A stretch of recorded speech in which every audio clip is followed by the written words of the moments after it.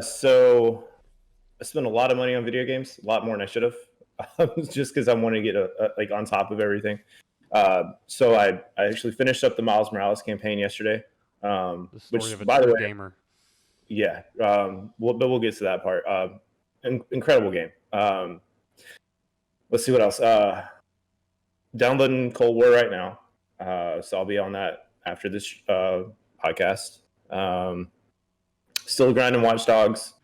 I'm close to the end on that, which also, again, phenomenal story. And then did the Destiny Beyond Light expansion. So like literally everything I game for the most part is grinding. So literally I have everything brand new you've purchased and are going full, like, completely into the game. That's awesome. yeah, pretty much. It was a tough choice because like I was thinking between like Valhalla or Black Ops, and I was like, I game with more people than I play solo, so it makes more sense to get something I can do that with. So so Cold War is the next one. So Now, I noticed you said great story from 2 of the 3. Were you not impressed with the Beyond Light story? I mean, I figured that just like goes without saying. Like Destiny stories are just, I mean, because it's like all the good story is like tied into lore, right? So like you have to go and either read it within the game, or if you get like the books or something like that. Because I mean, but the cutscenes in the new expansion, I don't want to spoil anything, are actually really well put together. There's a few surprises, but yeah, it's I mean, it's okay. It's just another grind. It's just another MacGuffin, just getting to the end again. Right. Are you happy with it? We'll see. You played with it, yeah. Yeah, we'll see. It's pretty easy to like mindlessly play through it for sure. Oh yeah, I have no conscious thought when I play Destiny at all. Yeah, I was watching Evan play till I think about 3 this morning. You were playing Destiny when I finally jumped off. Yeah, way to go live at fucking midnight, you asshat. I touched Destiny 2 for the first time since ever. Never even knew what Destiny 1 was. Never even watched any Destiny 1. Started playing Destiny 2 and realized how many people were in our community that played as well, and how badly they, how much of a passion they have for the game, and how badly they like to talk shit about people that don't know what they're doing, with lightheartedness. But I got dogged on. No idea what I'm doing. No idea how to use the sites or the menus and shit like that. There's menus within menus. So kind of, talking about the COD Zombies, how you were like, if you don't know what you're doing, you're going to have a hard time. It's going to be a hard time. So I played Destiny. It felt like Halo, a little smoother. It was like a mix between Halo and Apex, like the movement-wise, movement styles. But there's just so much that isn't given to you that you have to figure out yourself. And like, kind of like Warframe too. Like Warframe is this fucking abundant game and different directions you can go. And like, I'm a stupid Joe, man. Army 6 years. Like I need fucking structure, direction. What time, what you tell me to be there, I'll be there, Right. So whenever it turned into, it was like, here's everything. I was like, what the fuck, man? Like, I don't help me out. So I definitely feel the campaign being very linear, but also I'm in it and I'm like a kid in the supermarket. I'm like, where do I like what aisle do I go down at this point? It's like where's my mom? Where's my mom? Yeah, because that's the thing too, is like you get past the campaign and then like all like the convoluted stuff starts to happen. So it's like just layer of like different resources and different materials and all the stuff you have to collect and go find in order to like progress to the next level, and then figuring all that stuff out, because there's not a lot of hand holding. I mean, there's some, but I guess that's what YouTube's for. But yeah, I mean, it gets deep. I think you and Evan know that more than anybody that I know, other than our buddy. I'm sorry, brain fart. Excuse you. Help me out here. Come on, he's in the chat with us. He's always playing Destiny. Come on, Joker. No, Maybe crazy. Other one. Maybe crazy. He's a doctor. He's a doctor in New York. Help me out. Are you talking about Dolan? Dolan. Hey, yes. I don't know why I was brain fart his name. Yes, Dolan. Yeah. Other than Dolan, Dolan. if you're watching this, I'm sorry, dude. I brain farted his name. Yeah. I mean, y'all have been there since D1. Yep. So two many of the memories. Since the alpha. two of the OG Destiny players. I mean, I've taken like Wow. a couple of retirements here and there, but 100%. Well, I mean, you got to. I mean, you can't burn yourself out. I think what they did, like that's Bungie, right? Yeah. Mhm. Yeah. And so I think they did it right. I think they were like, all right, man, we crushed Halo. We did it. We did exactly what a franchise should do. Now, let's make it more, and let's make it not. Let's make it bigger, physically bigger. Let's make it more in depth, and let's offer more range. And I think they did a really great job with that. Like again, Yeah. I'm not. I already said before, like I'm the fucking toolbag Chad, frat boy Call of Duty player. I'm absolutely none of those things, but I am that. Like I personify myself that way more than a Halo player, right? So, when I saw that change, I was like, it was like a tips fedora. Like I see you. Like that was a really good move, and like you didn't burn it out to the point where. Or you didn't burn it out, and you also didn't take it to the point where Rockstar, where they're like, we're just gonna stop. This is it. Yeah. We're just gonna give you fucking every month ones and twos and threes and fours on the exact same thing and not do anything else with it. Can we afford it? Oh, for sure. But we're not going to. So now they have Destiny 2, and then this Beyond Light is a significant addition to their franchise.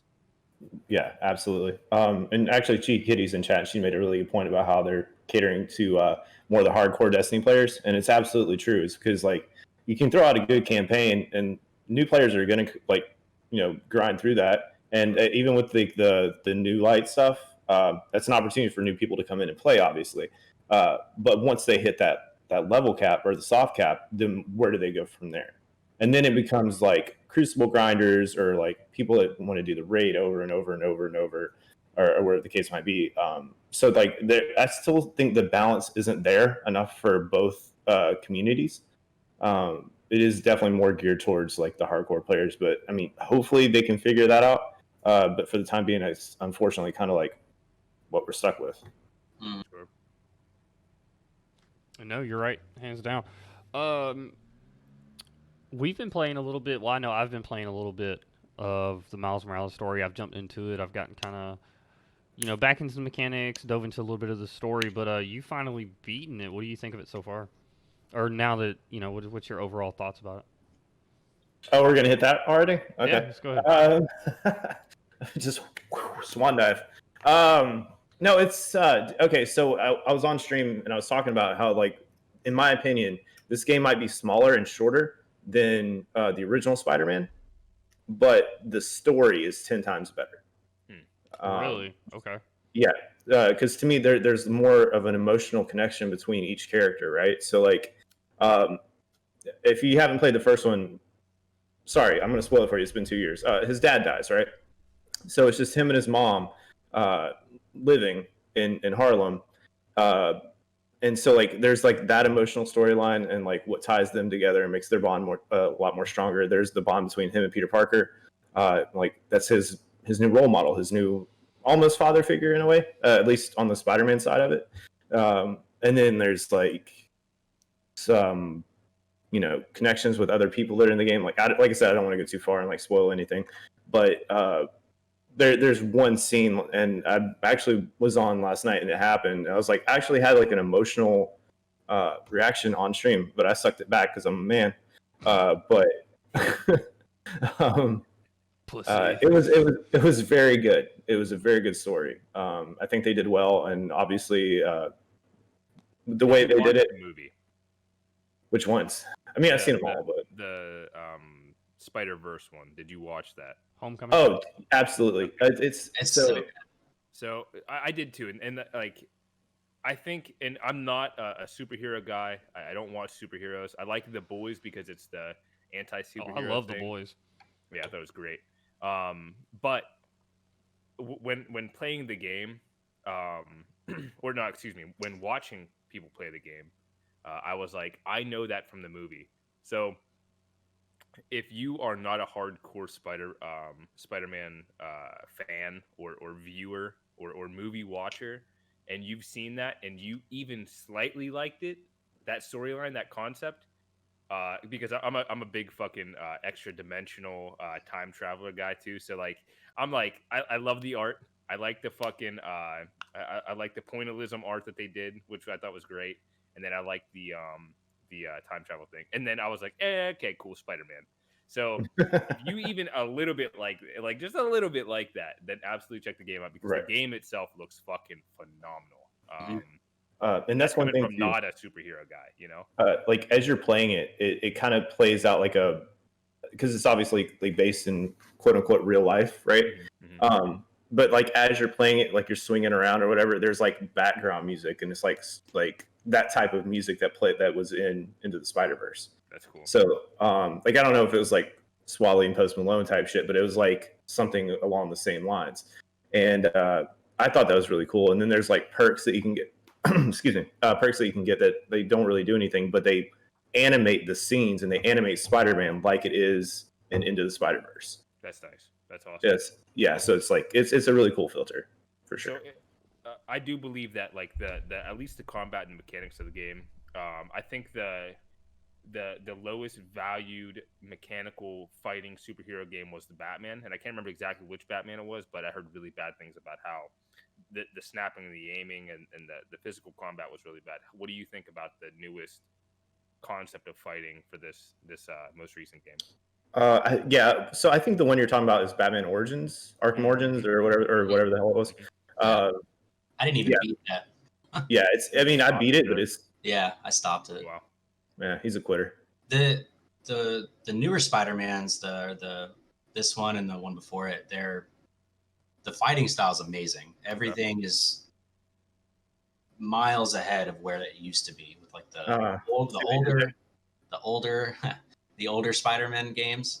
It's the fighting style is super smooth. It's pretty fluid and it's pretty easy to control, and it's super good. I mean, obviously the fighting style is really similar to the Arkham games. I think they basically copied and pasted in the code. Really? For it, at least for like the button presses. Just more flair. Yeah, absolutely more flair. Because it's like every time like you do a finishing move or something like that, like it goes into like this quick little like 2-second cutscene of him doing something like super crazy. But yeah, it's basically like if you enjoy the Arkham games, I think you'll really enjoy Spider-Man. To be honest with you. For the complicated move sets that he's got, the buttons are pretty simple. Cool. Mm-hmm. Yeah. No, I didn't get to play, too much of it. But from what I did get to play, I love the beginning, how it does the recap for you. How it just basically goes over everything from the first game, his story, the whole 9 yards, and then how he got to where he's at now, and then you basically just continue the story from there. Yeah, and it starts out like 0 to 100 too. Like they don't slow down on the story at all. No. But no, I like that. It's the little things like that I like. It's the little things that make the biggest difference for me. Yep, absolutely. And the fucking graphics are like, I'm playing it on PS4, not even PS5, and the graphics are better than anything I've seen this year so far. I don't know how they did it, but it is what it is. It's there. It exists. But it's a absolutely gorgeous game. Hell yeah. What about you, Mr. Evan? I know you haven't beaten Valhalla, have you? No. No, I didn't think so. Because I know you told me the other night you had beaten Watch Dogs Legion. Yeah, so I got Destiny and Valhalla, and I was like, man, I need to beat Watch Dogs now, otherwise I will never do it. And I was already pretty close to the end, so I sat down maybe like 2 hours later, beat it. Yeah, no, Valhalla is going to be huge, and that's before the DLC. So I'm going to have to sit down and just grind it out. It's I'm like a little bit past like the intro, it's like you do a little bit of playing, and then once you kind of beat that little intro arc, it'll throw you into the actual game.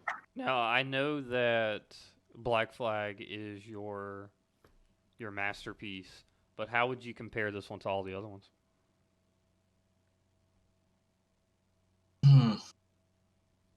I don't know. It's kind of hard because I've played all the previous ones on console. This is my very first time playing it with mouse and keyboard.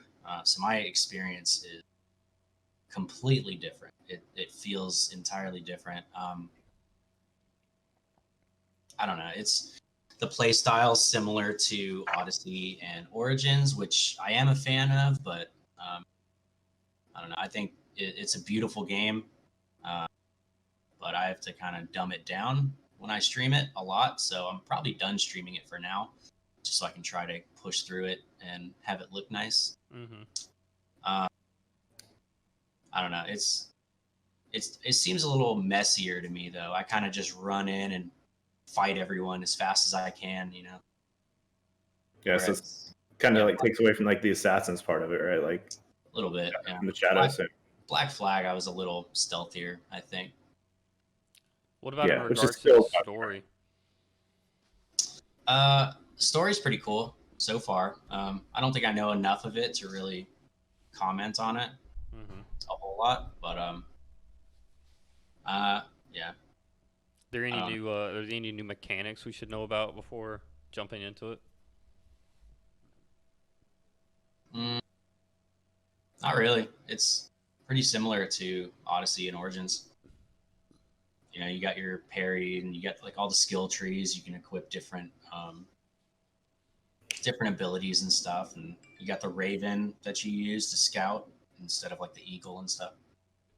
One thing I'm curious about when it comes to that game is there a backstory happening to that, like how there was on the previous ones? Like the modern day story? Right. Yes. Yes. Okay. Cool. So yeah, I don't really know what's going on there, but I do know it's there. I've gone to the modern day once.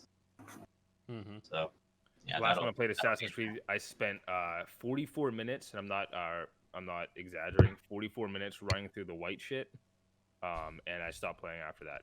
Like I played again after that, but I stopped owning it because I gave it to my friend. And he goes, "Oh hey man, like there's more to this game." I go, "I thought it was just run through Void Simulator." So I am a fucking idiot. Straight up. That's amazing. Yeah. All right, so Tosca, tell us a little bit about this Call of Duty game that they got coming out. This new one. Yeah, it's fucking it's just the same bullshit over and again. I'm just kidding. It's great. It is. I'm a Treyarch diehard fan. I am not a the Call of Duties or the first person shooters that are super wonky when you run and you're bounced up and down and then you stop running and then you still take 15 steps afterwards. It's like I want to just fucking go when I want to go. I want to look right when I want to look right. Look up. There's no sway. There's nothing crazy, right? If I pull the gun up, it comes straight up and I'm there. It's because I'm a knuckle dragger. Like I'm an idiot. Like I want to just have my reaction be the reaction in the game. So when I started playing like Battlefield, I tried Battlefield. I was like, I don't like this at all. The weapon drop, I'm too stupid for this. I can't do this. And then World War Z came out, and I was like, who the fuck is? Excuse me, I'm an Infinity Ward guy. I was like, who the fuck is Treyarch? Mm-hmm. Who are you guys to change my game, right? So World War Z to me. Yeah, exactly. World War, what was it called? Called World of War came out, and I was like, this is cool, different, but it feels weird. I don't know why it feels weird because I wasn't aware of this. Mm-hmm. And then Modern Warfare 3 came out, and I was like, oh, good, my game back, you know? And then progressively down the line. So I've never been a big fan of Treyarch. I stopped playing at Black Ops 3 because, it wasn't Call of Duty anymore. It was a completely different game. Mm-hmm. But when Black Ops 4 came out, I didn't have an Xbox One, so I didn't play. I didn't have a PlayStation 4, so I didn't play. And then I was like, I'm done with. I never enjoyed Treyarch, so I'll never get back into Black Ops or anything of the sort. So when this came out, I was surprisingly released to know that like this, or relieved to know. I did release whenever it came out. But whenever I first tried it, I was like, it feels like Treyarch, but it feels way better than any Treyarch they've ever created. So if you're not a big Treyarch fan, definitely give it a go. Give it a try. It's worth it. And internally, the game it is exactly what Black Ops has always been. It's the old school guns and weapons that you've had before. It's there, and then some. It is essentially the old Call of Duty with the new feel to it, without having all the weird glitz and glamour. It doesn't have any fucking special ability. You're not going to jump off a building, backflip, and use a charge on the ground. It is boots on ground, of course, because like they'll never not go back to that. But the multiplayer is slow. It's much slower than any Call of Duty in the most recent years, but it allows you to do more. It's a nice tie-in between the Rainbow Six, where you have to think about shit, but you can it's still fucking mini games. It's still a quick game. You get in, you shoot some shit up, and then you leave. You go to the next one. You seem like a Rainbow Six player to me. Not at all. No? Yeah, Mm-hmm. I'm not. Yeah, it's way too slow for me. Okay. I have to think way too much. Okay. I was never a CS:GO guy. I was never I'm not a Valorant guy. I don't like to camp corners and wait. I want to just fucking hit the corner hard, find 2 or 3 targets, try to get them as fast as I can. If I can't, then I'm done. I play hardcore, so even the core is too slow for me. I don't want to have to sit there and shoot someone for it's core is essentially for better players. I don't know why they call hardcore hard, because it's actually much easier. Your reaction time's faster, but you don't have to be as accurate. You can just fucking hit one burst and spray your gun, and if you hit them, you hit them. Yeah. But my reaction time's fast as fuck because of that. Because if you hit a corner, you have to be on target. You have to find the target immediately. And I like that in your face quick play. And you hit a corner, it's your teammate. You have to be able to pull. If you're already shooting, you have to be able to pull away from hitting your teammate, which is really fun. But other than that, like zombies, man. Like the zombies is this is a contradicting statement to what Big Daily Grin said, but it is much easier because I stopped playing Black Ops. I stopped playing the Call of Duty zombies and shit, and it's less elevated, and there's less things to do. It's just now they've came back to their old school zombies where it's just zombies. You just shoot them. There's shit to do for sure. Right. There's upgrades you can do for sure, but it's very like 1, 2, 3. Like do this, now do this, now do that, and you have it. Where the old zombies, it's like you got fucking ghosts coming out of the walls. You have fucking monsters jumping out of the ground, and I was like, I was so far lost with Black Ops 3 and Black Ops 4, where I was like, I can't even play zombies because I don't know where to go or what to do. Now it's just back to you can train them. You can just shoot and it's just shoot and kill. Right. So like how is the story on that one? Because I know they're actually incorporating like actual historical figures, which is kind of cool. Yeah, I thought that was great. The graphics wise, we're only getting better. Every cutscene looks like an actual movie you're playing. It looks like a real life movie, and then whenever it transitions into the game, you don't even realize that you're playing. Like you don't know when you come out of the cutscene, which is fucking I love that. beautiful. That's one of my favorite features ever. Yeah. Any newer game that does that and can incorporate that, where before it would literally be fucking real people, it'd be a real video, and then it cuts back into an animated game. You're like, hey man, just fucking make the animation. Like I don't like Steve here with his actual face. Like I don't care. Like just keep me in the game. So the immersion's beautiful. Storyline. Black Ops has always had a really good storyline, a really good way to tell the story, their own touch to the story. But I don't think it's better than Modern Warfare's storyline because it still has that Treyarch feel to the storytelling. But I do believe that it has lost its oomph to it. But they still tell it in a way. You reach a really cool climax, and then it kind of trickles down. It doesn't really, it doesn't escalate to a climax, drop down, back into a big fight, drop down, and then end it with a big bang. It just kind of climaxes and just kind of fades away, which is unfortunate. But the story itself has different directions. It has side missions now, which is super fucking big. It is very playable again.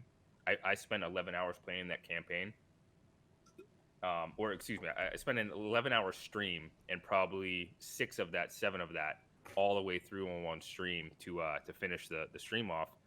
But it's very playable. Playable again.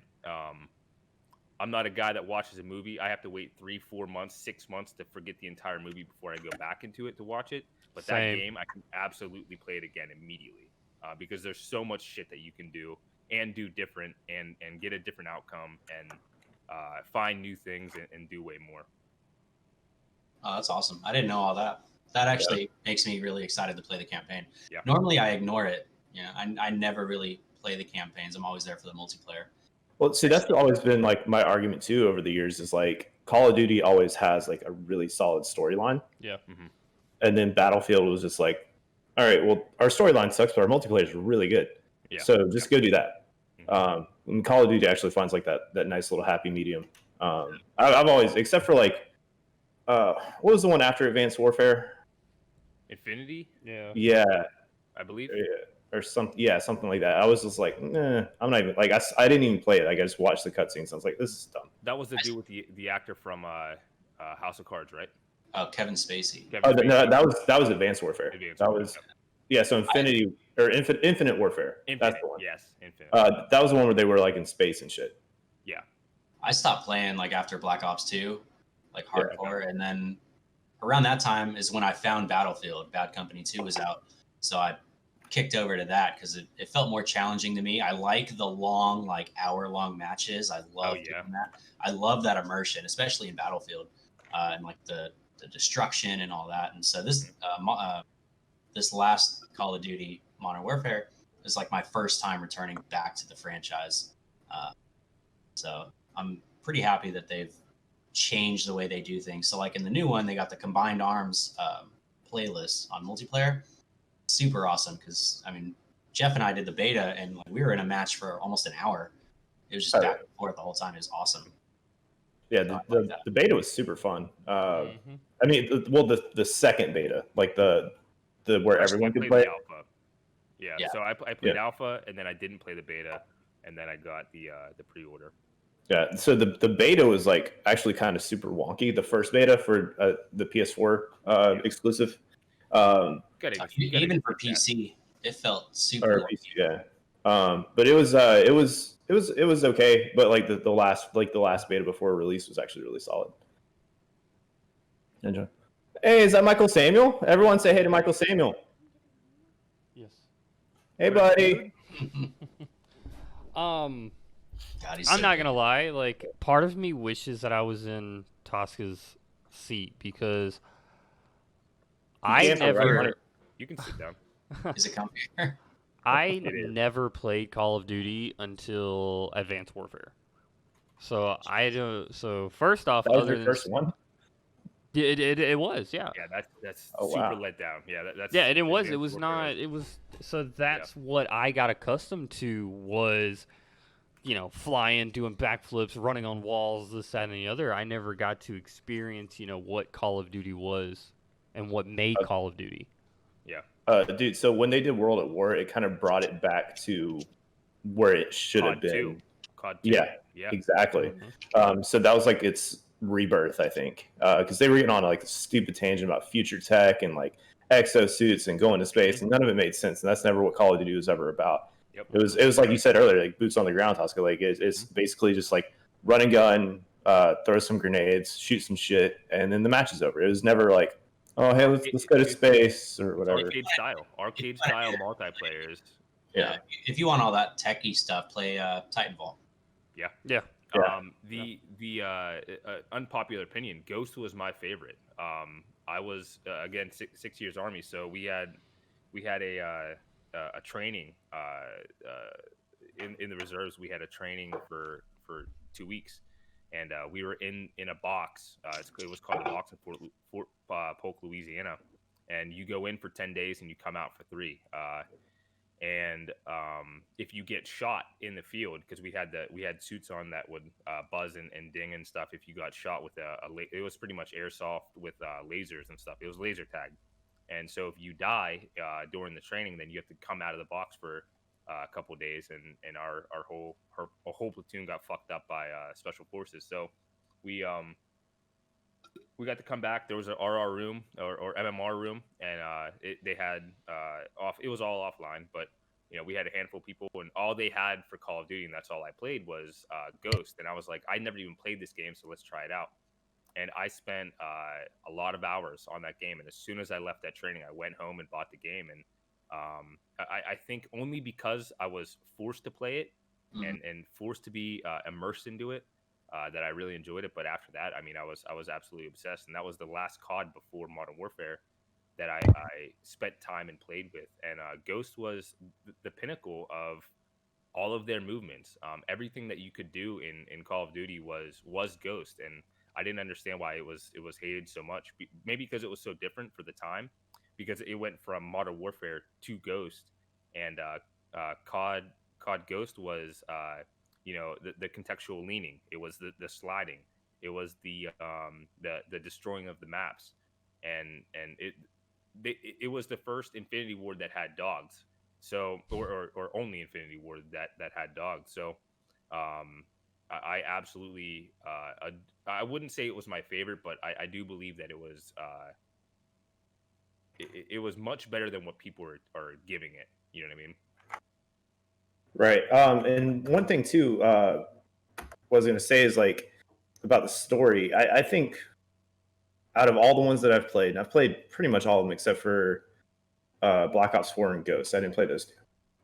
But the story in Modern Warfare is actually like really fucking amazing. Like, have you seen the movie 13 Hours?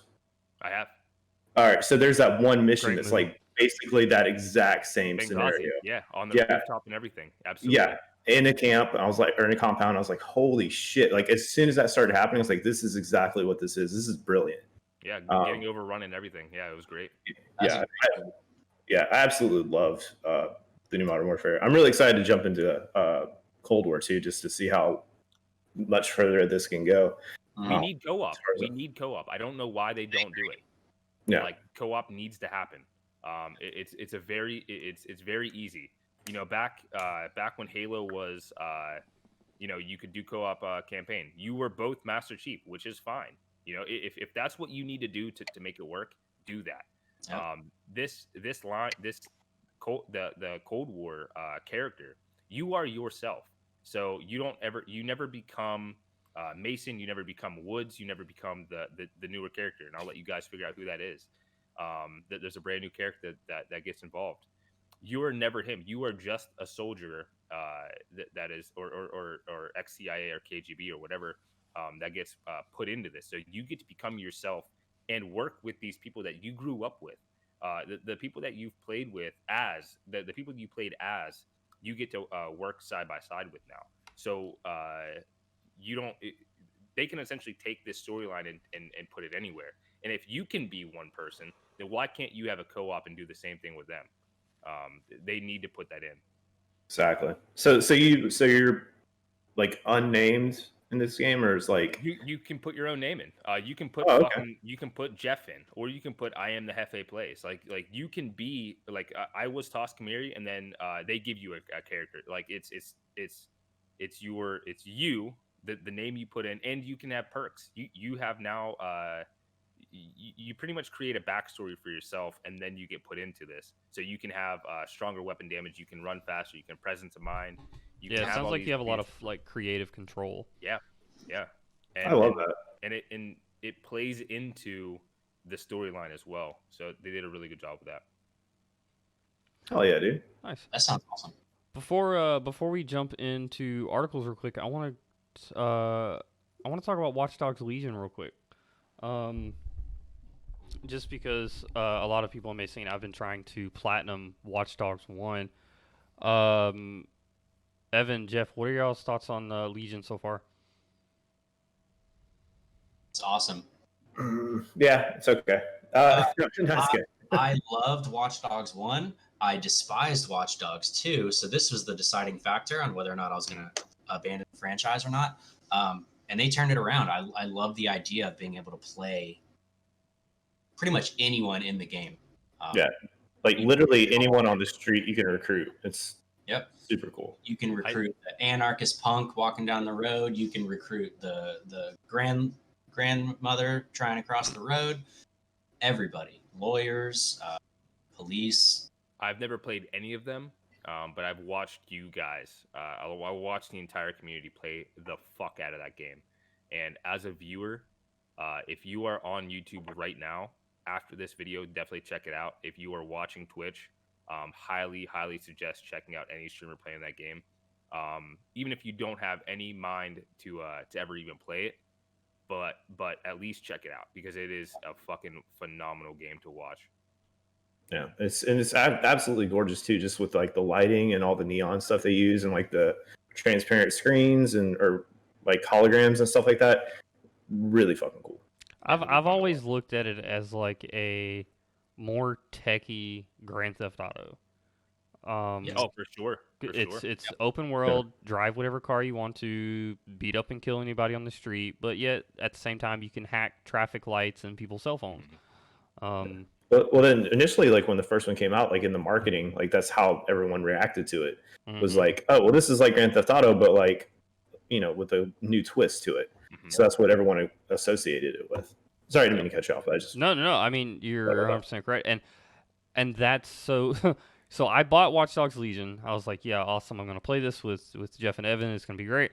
And then I get, 15, 20 minutes into it, and I'm like, shit, I really miss the first one, just because I love Aiden Pierce's story so much of, wanting to revenge the death of his niece and just everything, the twists and turns of it. So therefore, in the midst of playing that, which is what I've been doing all week, if you're watching me on Twitch, is trying to platinum that game out. But no, I think it's great. Yeah, I'm super excited for them to bring Aiden back. Yeah, I was just about to hit on that because that comes out December. Yeah, you get Aiden and Wrench. Is that his name? Yeah, Wrench. Yeah. Wrench, yeah. Which were we can play that once Cyberpunk gets pushed back again. Is it multiplayer? Can you guys play Watch Dogs together or no? Yeah, there's a co-op. There's a co-op aspect that comes out in this whenever the season pass drops. That's going to include all like Aiden Pierce and Wrench's playable characters, and then the co-op missions and all that stuff. So you can do it in 1 and 3. I don't know if you can do it in 2. Are you tethered to the person that's starting the game, or can you both just go fuck off and do whatever you want? That I don't know. You could probably fuck up. I'd imagine it'd probably be somewhat similar to. It's 2020. Grand Theft Auto, you should be able to do it. Yeah, well, it's either because they had co-op in the first one. Okay. They had it in the second one too. Okay. That one sucked. We don't talk about the second one.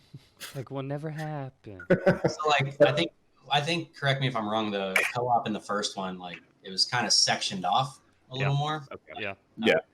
But I feel like this one's gonna be the same way too. Like you're only gonna have co-op missions. Like I don't know if free roam's gonna be a thing, but like obviously if you do co-op, they do limit a lot of what you can do inside the game. So I don't think they're gonna be any different than most other games that incorporate that. So nice. We'll see though. All right, you gentlemen about ready to jump into articles? Wait, first I just want to say something. What's up, buddy? I think it's 1:50 in the afternoon. I think I have a drinking problem. No. I think your podcast. It's fixed. I took care of it. All right. Well, I just want to appreciate everybody that's still with us and joining us here. We're about to jump into articles. We have everything from Amazon says the Xbox Series X pre-orders won't arrive until after the first of the year. Sony's executives say that the transition from the PS4 to the PS5 is expected to take 3 years.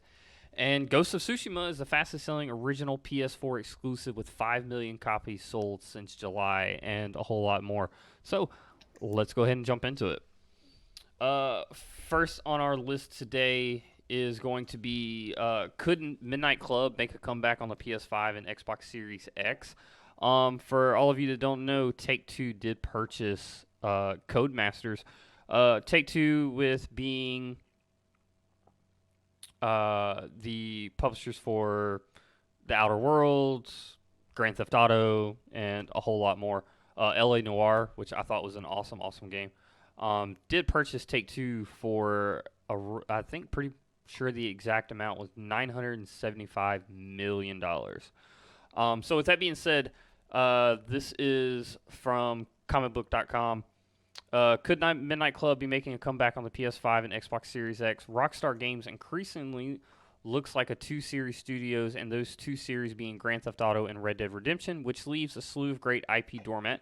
If any of this IP were to be reconstructed, it'd be Bully, Max Payne, or LA Noire, all of which fall right into the tier below GTA and Red Dead. But ahead of some of the Rockstar's others less desirable IPs include the latter is Midnight Club, once a staple of the Rockstar Games portfolio. That, like most of the IP, is currently rotting away. Today, Take-Two Interactive revealed that it's in talks to acquire Codemasters, a UK developer known as one of premier racing developers and publishers. You may not recognize the name, but you'll likely recognize some of the IPs as F1, Dirt, Project Cars, and Grid. At the moment of publishing, the acquisition is not yet gone through, but it sounds like it's more of a matter of time, not when, or not if, but when. Yeah, so whoever wants to take it away first, what do you think? So I'll rip on the Xbox Series thing. I had bought my PS4 from, so I was Xbox 360 up until 2019. I bought my PS4 from my barber, actually, a good friend of mine, my barber. And since then, like new games, streaming, all these things, like it was nothing to me. Because one, I wasn't interested. I worked a lot. I was in insurance, so like I didn't really have a lot of time to spend on myself with life and shit like that too. So I didn't really play a lot of games. I didn't play a lot of newer games. So now that I have the PS4, I don't have any intent to get the PS5 yet, or I'm not hard pressed. So the Amazon Xbox Series or Xbox Series X isn't in my forte. I didn't pre-order, which is easy to say. So like I don't really have a quote unquote opinion about it. But I'm not hard pressed about this because I didn't spend the money. So like, but with the whole concept of it not being like, I for the people that are pissed off, I get it.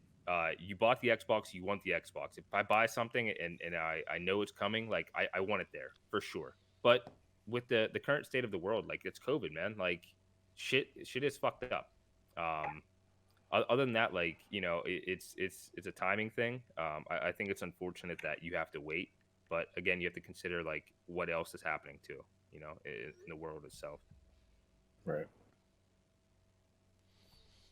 Evan,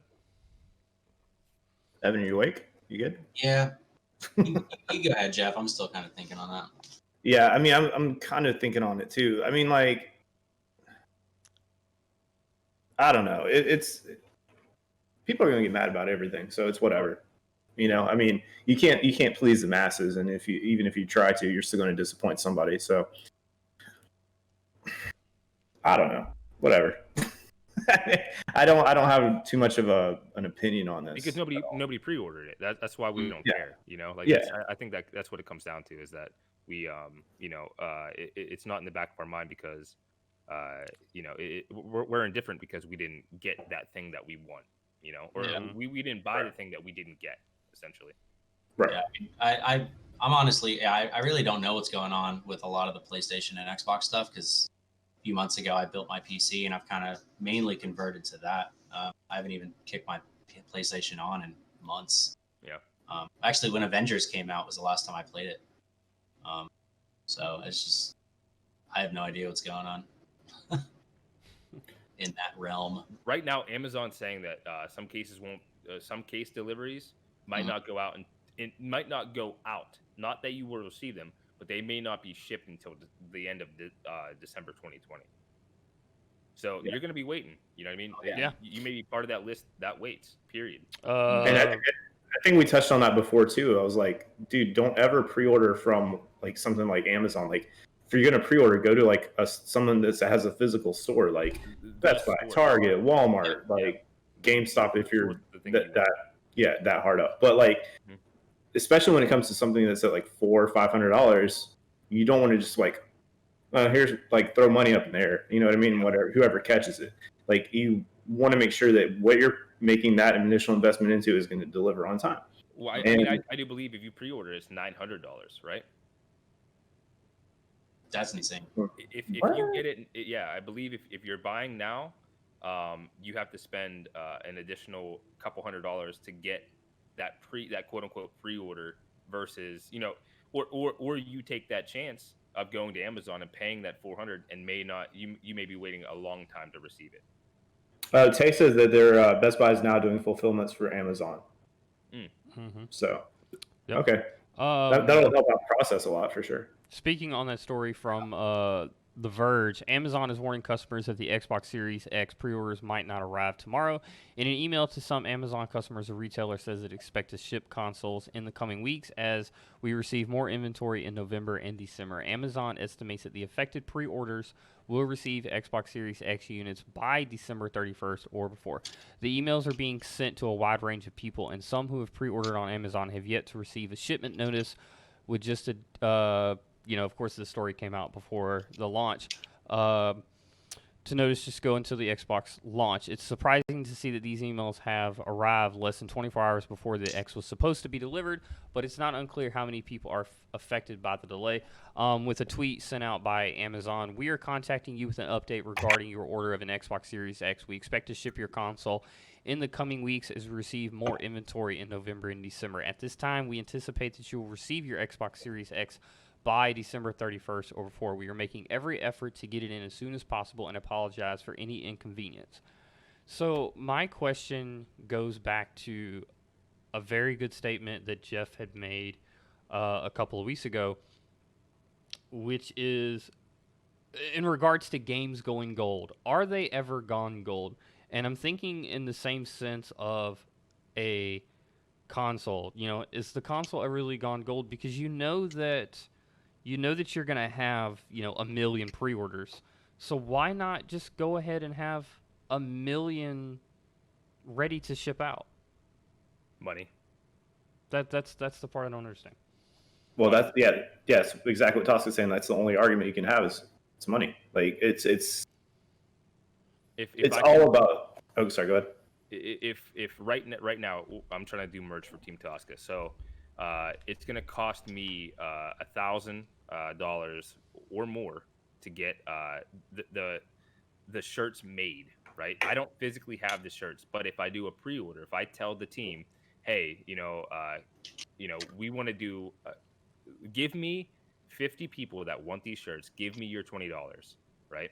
I can use that $20 to get to pay for the shirts. They're not receiving the shirts, but they're giving me the money. Then at that point, I can buy all of the shirts and have them done, right? So if Amazon, for example, is saying, 500,000 people want this Xbox for $500, but if they pre-order, now we have that total dollar amount. We can now buy that product and then send it out. You know what I mean? Right. Because I mean, like, if you're a smart company, you're not gonna buy shit that you don't have money for, right? Sure. So I guess it's the same kind of concept, but at the same time too, it's like a double-edged sword, just because like you're looking at a multi-billion-dollar company. Yep. That should have this stuff already made. At the same time, like they know what to expect, right? Because we had the same issue whenever PS4 and Xbox One came out. It's the same thing. It happens every console release. So it's just my only advice to anyone that hasn't already gotten their pre-order, just like, I know you're excited to play the new games and like the new systems and all this stuff, but just wait it out for a couple weeks, maybe a month, and then that way you can just walk into a retailer and just scoop it up and then go home and fire it up, and you don't have to you don't have to have like all this like waiting around and like where's my stuff at? Like our buddy Joker, he pre-ordered it. He's still waiting. He probably won't get it till like Monday or Tuesday. Plus, that gives him time to work out all the bugs and stuff, release some patches, get everything figured out and situated. Yeah, which is kind of segues into the next topic too. But like, because the transfer from PS4 to PS5, like if you do it over the network, it takes like 20 something hours. But if you do it straight from like Ethernet to Ethernet, it takes like 30. So there's a lot of semantics and like stuff that you have to kind of maneuver around with this whole transfer. But yeah, like, if you're excited for it, like I get it. Trust me, I am too. But just wait it out, man. It's not a big deal. No, you're right. I completely 100% agree. And if you are trying none to of us have one. what's up? I was saying nobody in this, like nobody here has a PS5 or No, Xbox Series X or anything. So Yeah. Tate brings up a good point. Like, even without COVID going on, all these pre-orders and stuff, it would still be a pain in the ass. Like, there would still be all these issues that we're having, but COVID just increases that. Yeah, for sure. Mhm. For sure. Yeah. So it's completely amplified, and it's just got people freaking out about it. This is Yeah. this is completely random, but I thought about this yesterday, and it kind of ages us a little bit. But can you imagine that the PS5 and Xbox Series X, and not so much the Switch because Switch is a little bit older, but with those two consoles, like these are some kids' first console, Yeah, that's wild. and this is what they get to rock. Yeah. I started out on Atari, bro. Right. I was about to say my mom, like I'm 28, so like I played on the Sega Genesis. So consider the Sega Genesis controller itself, right? Mm-hmm. ABC, right? I think there's 3 buttons on that, and just your fucking D-pad. You know, you have a D-pad, and that's it. And then PlayStation 1 didn't even have joysticks, so. So it was the same thing, but with 2 extra buttons, and then the R1, R2, L1, L2, and then you know, the full advancement all the way into that to being online. You know, I mean, there are kids now to this day that have cell phones that they're holding small computers. We didn't, you know, I didn't grow up with a cell phone. I was probably 15, 16 when I got my first phone, and it was fucking, you know, it had Snake on it. That was it. It was green and black.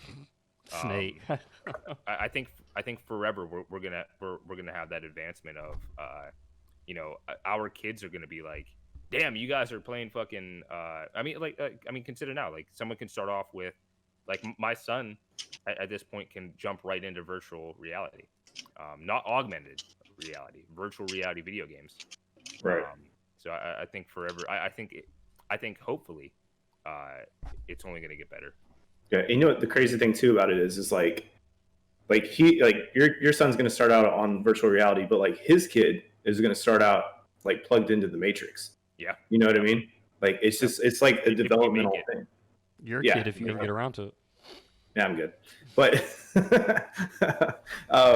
yeah, it's just like it's great. Like just watching the evolution from console to console over the last 20 years has been crazy. Like my very first personally owned console was a Nintendo with Super Mario Brothers, Same. right? Pokemon or Pokemon Snap. And then like I went to Super Nintendo. I think I got Super Nintendo with Aladdin for Christmas. And by the way, that game is fucking baller. I had it for Sega. I beat Me the too. shit out of that game. Me too. That shit's so good. And then like 8 points. Battletoads. yeah. No, And there's then- 8 points you play for 4 hours, and you're like, all right, well, fuck it, I'm done. And then next day you get on, and you go right back to the beginning. Yep. Right. Yeah, no 8 points. Yeah. God, that was a fucking nightmare. Like, imagine like how we would be now. Like, you know how pissed off we get about not having enough memory on our computers. Oh yeah. Like, dude, The so damn much worse, PS2 memory cards were 8 megabits. Yep. and they were $40. Yeah. And lifesavers too, because Resident Evil 4 was my first saved game on a memory card, and Metal Gear I was Solid like- 2 for me. I was like, this is the future. We're living in the future. You know what I mean? Mhm. Yeah. I never had a memory card, so like the Metal Gear Solid game that was 2 discs, I only beat the first disc. I never got to play the second half of the game. Fuck. You got those Yeah. tutorials down pat, don't you? But it was the same way with like whenever Final Fantasy started coming out on PlayStation 1. I think it was like, no, it wasn't 3. Was it 7? That was like the first one on PlayStation. I want to say yes, but I could be wrong. But I would bet money yes. Yeah, I think it was. I Because it was. pretty much played all the consoles. Yeah, I see that. Oh wow, yeah, dude. All right. Next on our list today, Sony executives say that the transfer from PS4 to PS5 is expected to take 3 years. This is from Jordan Ullman over at IGN in Southeast Asia. Sony executives have said that the full generation transition from the PS4 to the PS5 will take about 3 years. Speaking to AV Watch, Sony's SVP of Global Product Strategy and Management, insisted that forward compatibility is important and that we'll be seeing cross-generation content that supports both PS4 and PS5 for a few years yet.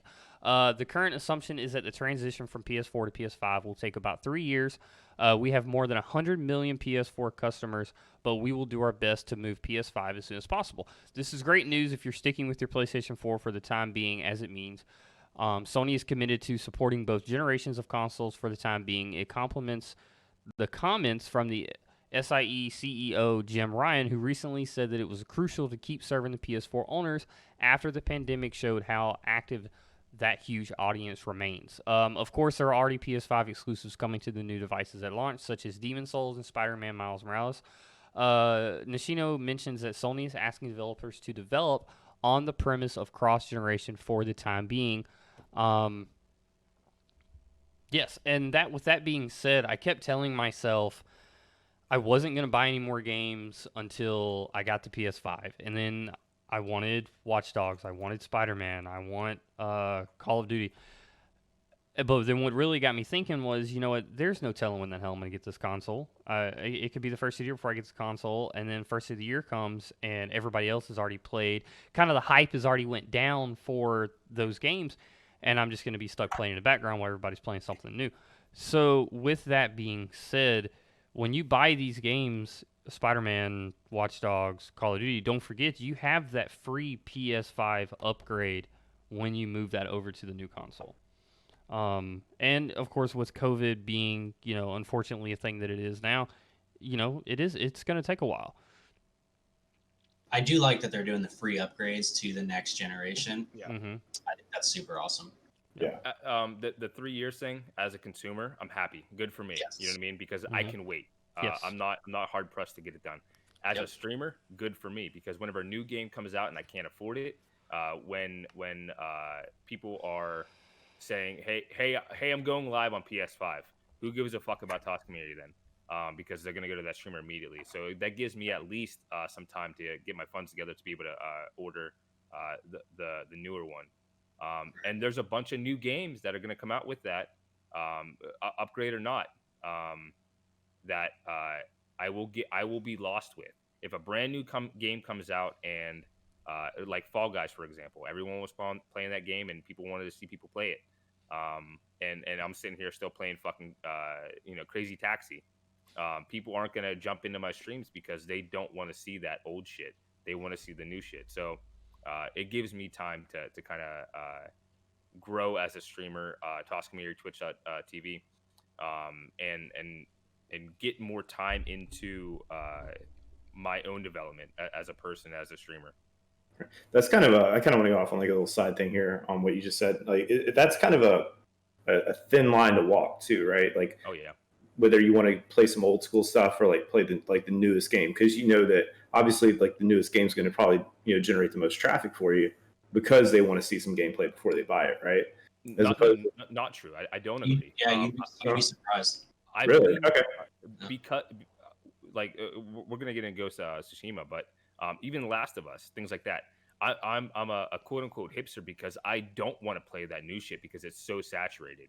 If there are 15 people, and I know I'm contradicting exactly what I just said, but if there are 15 people playing the same game and people are going to get burnt out and they've seen it, especially Fall Guys, that people played the shit out of it. Everybody was playing it. It's the same thing over and over and over again. People have their own flair, their own style of the gameplay. But I was like, I don't enjoy this game, so I'm not going to stream it. And because I'm not streaming it and I'm on Call of Duty, someone may come into the chat and be like, "Thank God you're not playing that fucking game. Thank God you're one person that is like, you know what, fuck it, I don't want to do this." So it is refreshing for viewers to be like, everybody's on this except for that guy. So it's definitely like you said, double-edged sword, catch-22. You can play the new shit and get traffic, but you can also not play the new shit and get a handful of eyes that don't want to see that new thing. Right. It's funny that you say. Go ahead, Evan. I'm sorry. You got to find that middle ground. You don't want something too saturated, but you don't want something that's not saturated enough. You got to try to. Right. I was told by a dickhead that he was like, "This game isn't working for you," but I know my analytics, I know my numbers. So I was playing Far Cry, and it was and you can do this yourself if you're a streamer, if you're a YouTuber, you can find your own analytics to see what game has done the best for you. I know for a fact that when I was in the low numbers of average views, that one held the highest consistently. And Yeah. I'm talking about all of the Far Cry games. So That's also a classic. I know it works. Yeah. Yeah, that and like even like the Fallout games, like you got people Mhm. that'll still love to go see that. They'll be like, "Oh Yeah. man, I remember how great that game was. Let's check it out." Or I know way more than you, and I can teach yeah. you. Or Yeah. even when I streamed World War Z, like that game had already been out a little over a year at that point, Yeah. and I got a lot of views on that one, surprisingly. I wanna go back to what Tosca just said about thank you. Did you say somebody had jumped into your chat saying that hey, thank God you're not playing this game and that you're playing Far Cry? Yeah. It was funny that you said that. I actually had somebody jump in my chat last night telling me, they're like, thank God you're not playing Call of Duty, because it's so saturated Everybody's over on it. Twitch right now. Yep. Mm-hmm. That was me. No, it wasn't. But no, I 100% agree with all of you. Next story on our list here now. Ghost of Tsushima is the fastest selling original PS4 exclusive with 5 million copies sold since July. Ghost of Tsushima has set a new record as PlayStation's fast selling original PS4 exclusive for more than 5 million copies sold since its release in July, according to PlayStation Worldwide Studios head Herman Holst.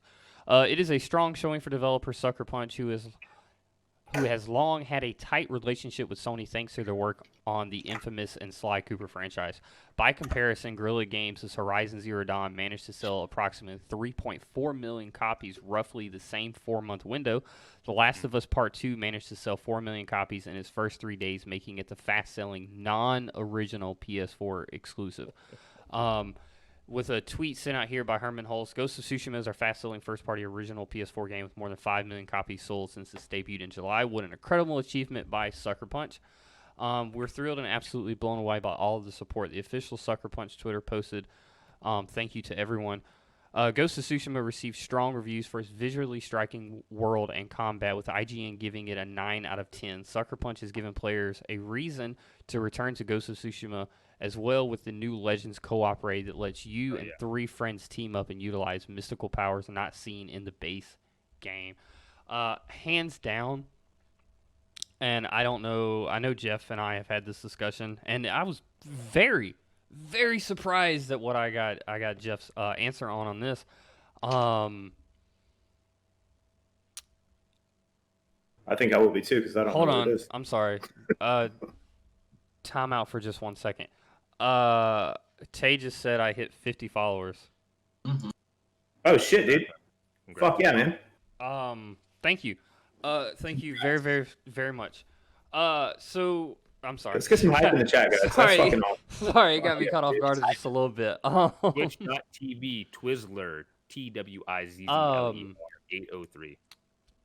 That Ghost of Tsushima is hands down my game for 2020. That is my game of the year. I love that game through and through. I love the story. I love the combat. I love the visuals.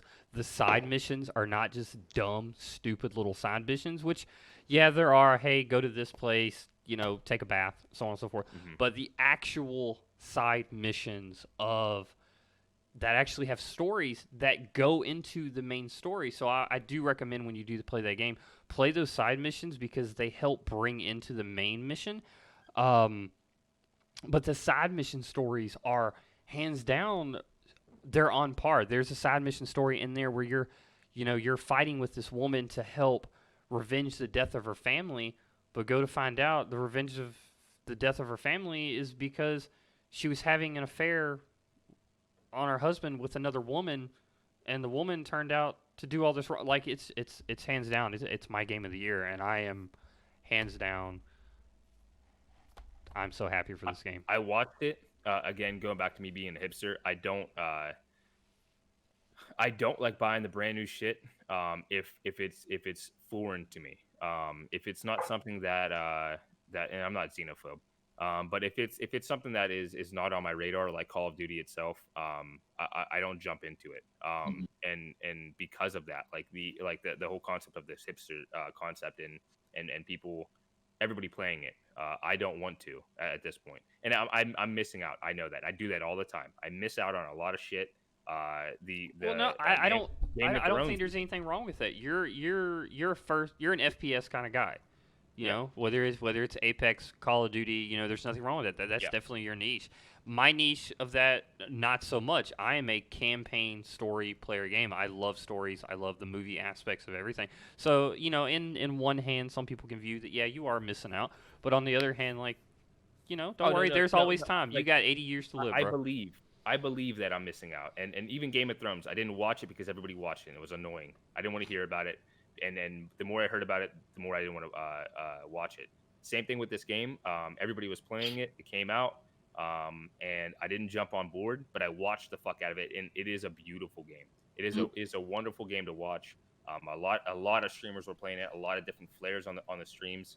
I'm sure people are still playing it to this day. And as soon as that co-op came out, it was another nod and another like tip of the door. Like, hey, good fucking job. You guys did it right.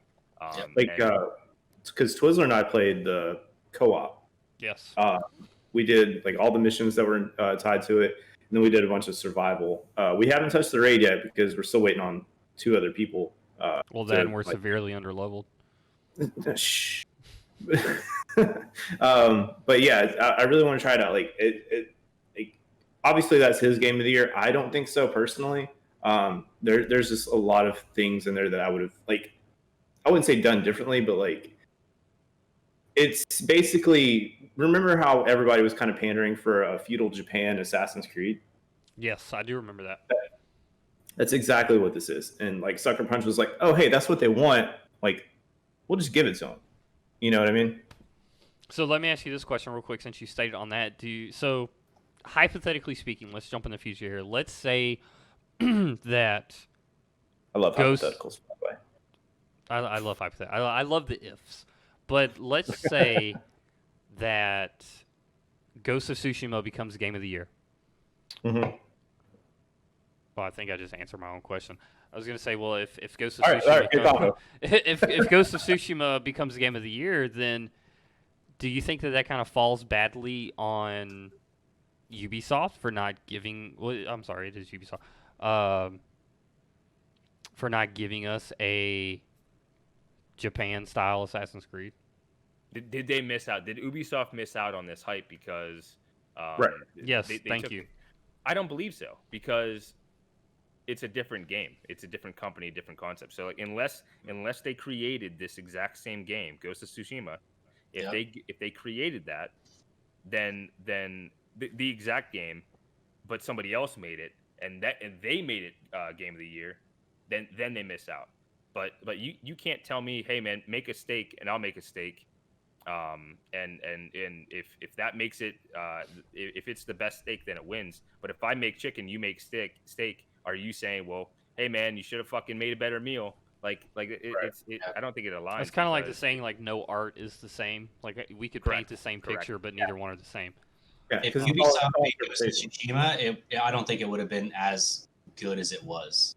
No, hands down, no, I don't believe so. No. Yeah. In the ways that it is.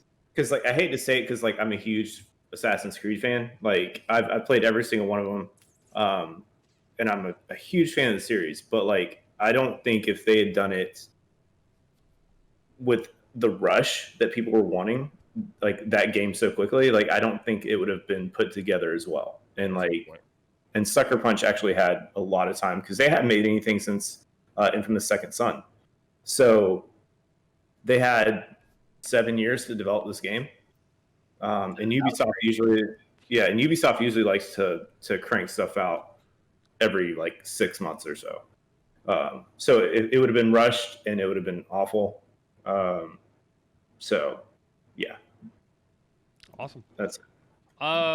I just want to get into a little heartwarming. I'm rooting for you, though, dude. I'm rooting for you. Well, no, before I even jump into the next story, I want to ask this to everybody here, even in the chat, if you want to chime in as well. Does everyone already have a game of the year in mind for them with the fiscal year coming to a close? Because Jeff, when did we say the year ends? Well, isn't fiscal year October? No, it was November. Is it November? Well, because all right, so that's the thing though. How is Cyberpunk going to play into that? Because like That's a good point. it's been slated for like 3 different months. So if it comes out in December, is it still going to count? Yeah, do some fact checking for me. I know that's what you're doing.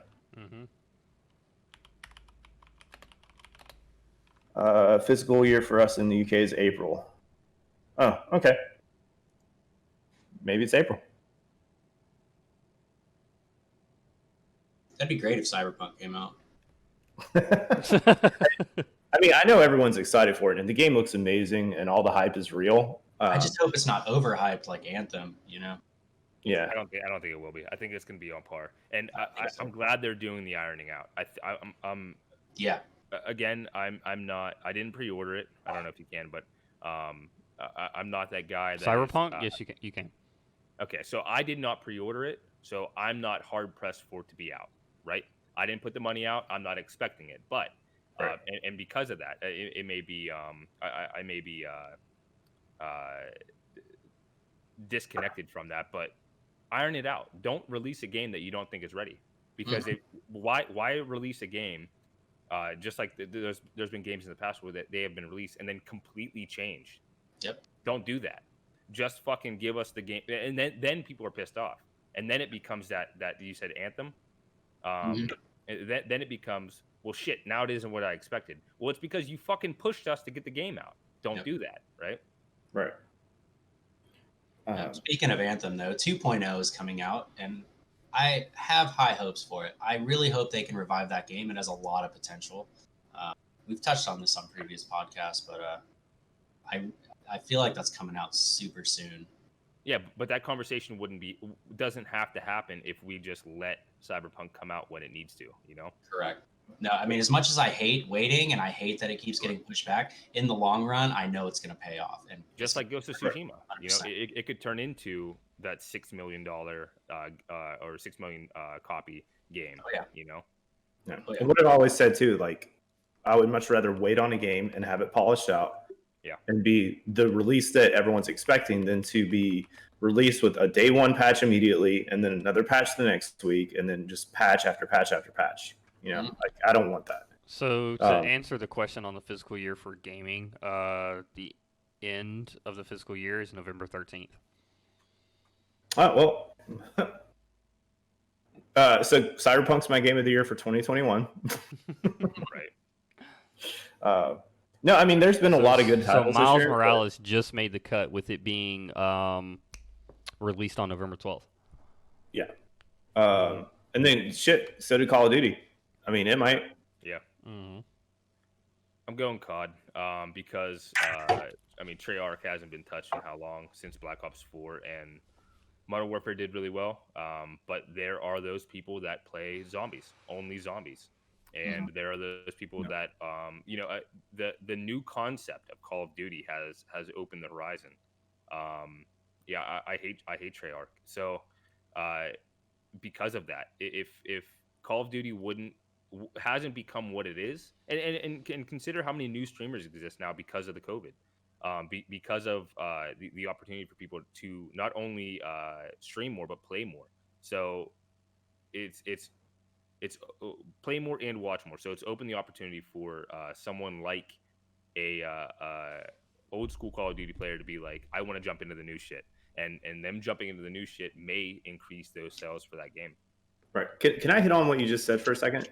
Yeah, go ahead. I want to hit on something he said as well after you're done. We're just gonna hit on you, Tosca. Like, just get ready for it, dude. Sick. But like, just how you're saying, like, there's more streamers now because of COVID. And actually, all 4 of us are a direct reflection of that. Like, that's what we're doing now. Like, you just started 6 months ago. Evan's been doing it for how long? Have you doing it now? Like 4 months. I technically started on Facebook. A little bit before Ghost of Tsushima came out. And then I switched to Twitch, and then I switched to PC. So a lot of changes. Okay. I'm hitting 43 days straight. Yeah. Yeah, I haven't missed a stream since September like 2nd or 3rd. 600 hours. I put in 600 hours. Jesus, dude. Yeah, more than 600, but yeah, 600 hours. But like I was saying, like it's pretty much a direct reflection of like what COVID has done, and I think it's actually kind of inspired a lot of people to be more creative and do something in their free time, other than just like sitting around and like just fucking jerking their dicks or flicking their beans, I whatever. still do that. Yeah, Yeah, I had time. yeah. I enjoyed that time too. Every stream. I flicked my bean twice during this whole podcast. So, I could. yeah, thanks. Good thing it's chest up, right? But yeah, it's invigorated like this whole new movement of streaming, which I think is actually really fucking awesome because it's created like our community. The Tosca community is fucking amazing. You know, we're 700 strong right now, and it's gonna, like you said, we're gonna hit 1,000 by the end of the year for sure. And it's lit a fire that I don't think a lot of people had before. I know I didn't. Like I was a solid gamer, but like, and we talked about this before a couple podcasts ago. It was like, it wasn't that the flame died out and I had to reignite it. It cranked up the gas even more. And it made me a lot more passionate about it. And I think like just the not being able to go do anything and like being stuck at home when you're not working or whatever the case might be, it just fired it right up, dude. So like, yeah, here we are. Like this is what we're doing. I do want to take a time to talk about the community itself. And if you're on YouTube watching this right now, if you are a YouTuber, if you're a content creator, if you're someone that is struggling to get traction, don't join my community, or excuse me, don't join our community, but join a community, because having that, I can introduce one person to 700 people. That one person may not have 700 eyes on them, but they're going to have a sense of camaraderie. They're going to have someone that says, I like that shit. I'm looking at chat and I can see that someone says, man, I love watching your streams because of that. Because you didn't know Mecca before that. I didn't even know Mecca before that. So when I introduced him to this community, now you have at least one person saying, I love watching your shit. That is networking to a T, but it's going to be the most valuable thing that you can do for yourself, opposed to just hitting live and expecting somebody to come through, because we are saturated. There are 1 million people on Twitch. I don't know the number on YouTube, but probably more. And there are 2 million eyes though. So you have people that will be there, but you have to find them. Joining a community, joining Team Tosca, hashtag Team Tosca, Team Tosca on Instagram, Twitter, Facebook, and Twitch itself. Do that. Do yourself the favor and make this worthwhile. Make friends, make connections, and get your business out there. Yeah, actually, Lunabot, can we get a Discord link in the chat? Lunabot, hell yeah. So this video will be up Tuesday at noon for all of the YouTube watchers. I will have all the descriptions for everyone's social media in the description down below. But piggybacking off what Tosca and Jeff said, so earlier, this year due to COVID, there were a lot of us that were given a month break from work. Paid break, very, very blessed in that regards. And I was asked to come back, and they're like, hey, you can come back, if you want. If not, you're worried about it, then please, don't take the month off. You'll still get paid. Don't worry about anything. So I took the month off. I spent a lot of time with the family, this, that, and the other. But when I finally got back to work, there was another guy who was telling me that he was asked the same thing. And his answer to it was, he was like, no, I wasn't going to come back. They gave me a whole month of freedom to do whatever I wanted to do, and I didn't have to worry about my financials in any way. Yeah. He's like, I learned how to do so much that I would not have had time for before. He said he took up learning how to play the guitar. He took up learning how to talk a new language. It gave him so much freedom to do all these other things that he didn't have time to before. And that's pretty much where my story was going. Yeah, but I mean, even consider the not learning new things, but how many businesses realize that we don't need overhead for this office. We don't need a physical structure and have people come in, because they can do this shit at home. Does it take more effort to train them? Absolutely. Does it take more refining and ironing out people to put in to entrust that they can get this shit done? Absolutely. But now we don't have a fucking $50,000 rent fee for our office. We don't have to pay electric. We don't have to pay anything. We can just buy equipment, send it to their house, and they can work it out. So there's and I'm talking specifically for the office that I work for, but that's a small fraction of the people that realize that we don't need a hard structure for this business anymore. Absolutely. Can I get like a 30-second? Basically, I drank too much. Got to take a piss real quick. So if you guys want to just keep talking, I'll be right back. No, that's fine. I gotta do some jump cuts anyway, so you're fine. Go ahead. What's a jump cut? It's the first word that came to mind. So for everybody that's still in the chat with us, who's still watching live, I just want to thank everybody for being here. We are all having a whole lot of fun today. As always, we've got Big Deadly Grin. I am the Hefe Plays, myself, Twizzler, and for the first time on the podcast, excuse me, Toskamiri. Hey, buddy. Please, if you haven't already, please go follow and subscribe at everyone here on twitch.tv/BigDeadlyGrin. I am the Hefe Plays, Twizzler803, and Toskamiri. And if you haven't already, we'll have the links in the Discord and in the descriptions down below for YouTube for the Toskamiri community, all of our social media outputs.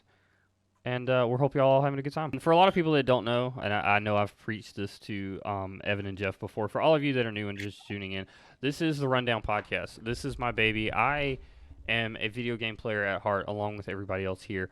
I love video games, but what I love more than video games, I love the news based around video games. I love the other people's opinions on how they view video games and the way they work and what they play. And if I can think one way and then have somebody come in and completely change the way that I think and be like, man, you know what? I didn't really think about it that way. And now I start looking at things in a whole new light. And that's what the point of this podcast is for. It's about teaching and just having a community come together and just learn from each other. And I'm very lucky to have this. No. I just want to hit on something that Tay just said in the chat. She said joining Team Tosca wasn't just joining a community, it was merging the community that she already had with awesome people. And it's very much exactly what it is too. Like this community is, I hate to say like a neutral term is like networking, but it's like you develop a friendship with other people that just so happen to have an ability to do a certain thing that might help you grow, or you might have a certain ability that will help them grow. And so it's very much a bonding. Common interests, you know. Yeah. Common interest can go a long way. This microphone that I have right now and the mic arm was intended to get a podcast started. I wanted to be a podcaster, and that never worked out. And here I am, three podcasts almost in a row, damn near in a row, in this month. Yeah. And I told Sagro805 that I feel fulfilled. I feel like I'm doing what I was not necessarily meant to do, but what I wanted to do. And this started because I had met Big Deadly Grin. I didn't know you two. I had never met you two and never even heard of the Rundown Podcast. I jumped in his stream one day and said, hey, man, I like your shit. Jump in, join our community. And the networking thing, just to piggyback off what you just said, is, him introducing you two to our community. The two of you and being introduced to the Rundown Podcast and being invited here. That is what I wanted to create when creating this community. There are streamers out there that have communities.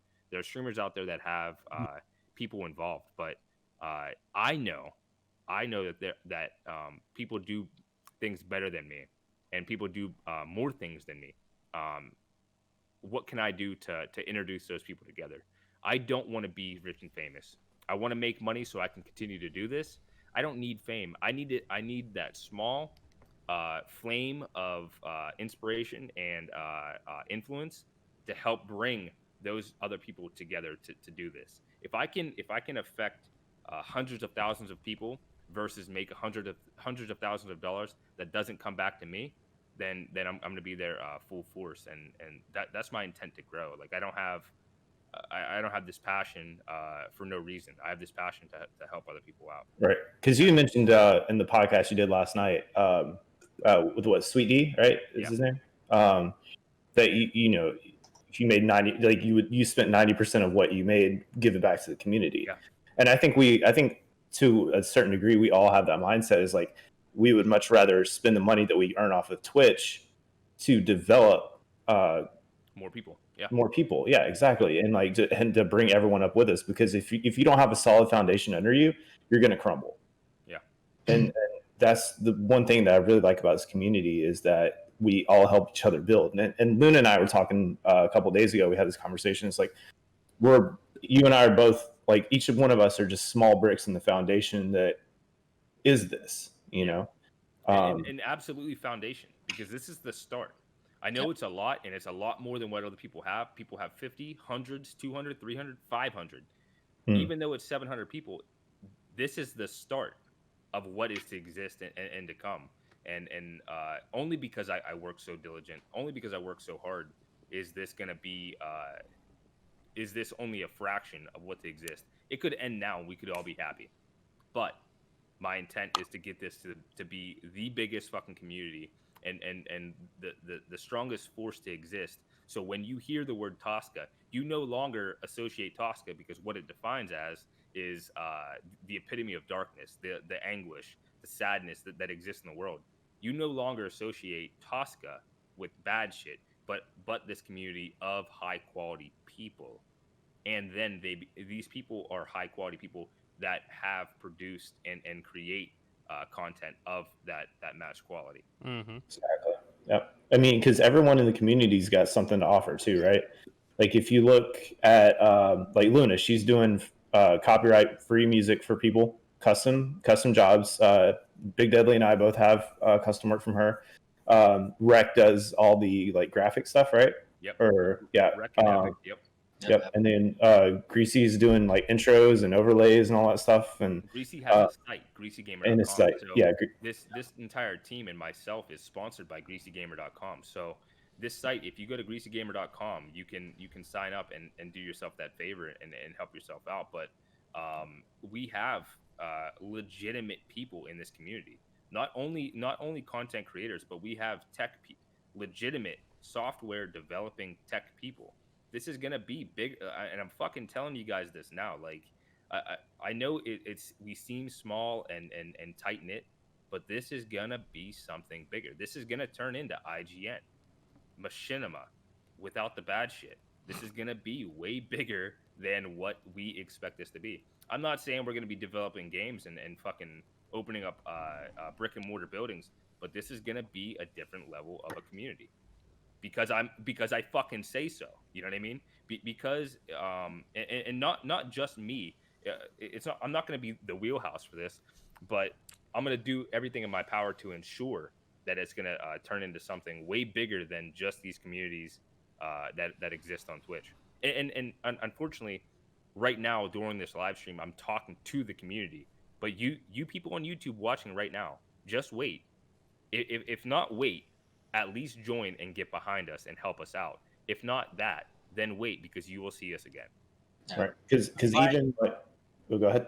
I'm super glad you found me, because I mean, you sending me that initial message and me jumping into this, it's changed my entire perspective on streaming and even my expectations from it. You know, it's completely turned around. It's turned into the community, and you know, I just got my first Twitch payout.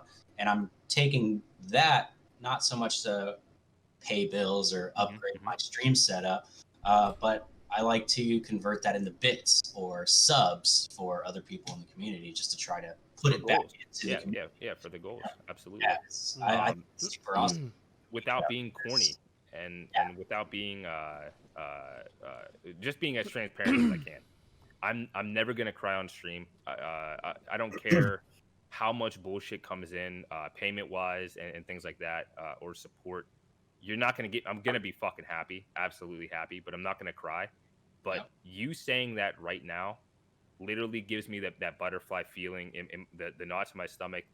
I've had my eyes welt up a little bit. And what drives me and what makes me emotional is hearing that you are getting the benefit of this community, because that's why I do this. I don't do this for shits and giggles. I don't do this to grow myself. My name is attached, but the team is the team. It's Team Tosca, so it's the team first and then me. Um, the things that make me emotional is hearing that your goals are being met. That Luna's first podcast, having the goals be met, and expectations. You're at 50 followers, dude. You may not say that that was your goal, quote unquote goal, but in the back of your mind, I'm sure it was. And I'm fucking happy to know that in this instance, not me, because I'm only one of the 50, but there are 49 other people, and you had them before, but there are 49 people that have existed in your life. I'm happy to know that a chunk of that came from Team Tosca. Like, knowing that what I'm doing is actually is benefiting not only myself, not only itself, but other people involved. Yeah. Completely. It's amazing. I've made some amazing friends. I'm actually getting invited to weddings. We're talking about having people come visit. Yeah. You know, it's super, super awesome. Super well. And like I just kind of want to tell like the story of how I did it real quick. It was super weird because it's like Evan and I have known each other for 12 years, right? Something like that. Too long. I'm his dad. But it's I was playing PlayStation and he was like, dude, like I started streaming. I was like, okay, that's kind of cool. Like I might try it or whatever. And he kept like encouraging. I was like, all right. And Michael did the same thing too. He was just like, dude, like you have the personality for it. You should try it out. I was like, fuck it. Like I might as well do it. Like I'm just playing PlayStation anyway. Right. So Yeah, fuck it. We'll do it live. What's the difference? You just have people watching you.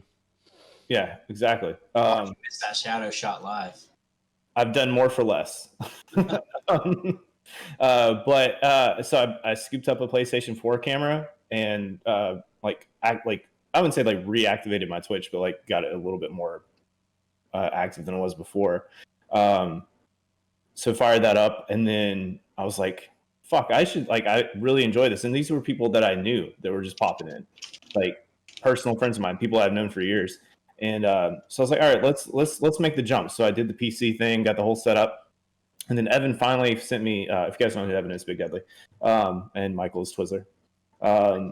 But if I was like, if I'm gonna do this, like let's fucking go balls to the wall. And then Evan's like, dude, you should join this community, and he sent me the Discord link, and I clicked on it, and then I saw Tosca's face on there. I was like, who's this goofy goober? And so I was like, all right, we'll try it out. So like I signed up, and I haven't looked back since, man. Like I've met some incredible people, people that I talk to every single day. And for the last, it's not one of those, follow for follow communities where, it's just full of a bunch of fake people trying to boost themselves up. It's literally just a bunch of people here to hang out, grow together, super supportive, super friendly people. I know there are people like me that are watching this YouTube right now that are going, shut the fuck up. Your testimony is nothing to me because I don't believe you, because you're me. Like I'm hearing myself through your ears, hear them talk. right. Like, you guys saying that makes me fucking happy and proud. But I'm talking to you specifically. You're listening to this and you're going, this sounds like bullshit, and I'm not involved. And because I'm not involved, I don't care. Just get involved. And if you hate it, leave. Straight up.